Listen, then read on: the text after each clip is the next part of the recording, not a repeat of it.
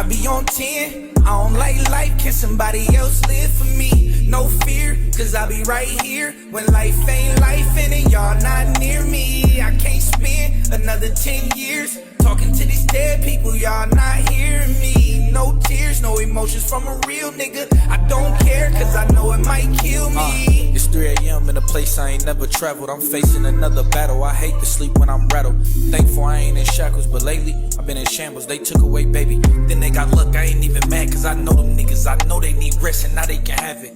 But how you take my only other dad after my daddy? And how you make me watch the trauma tear apart my family? Like how I'm supposed to feel, you trying to take away my granny? Like how I'm supposed to get down on my knees and talk when lately all I see is lost. My baby sister on that shit, we tryna wean her off.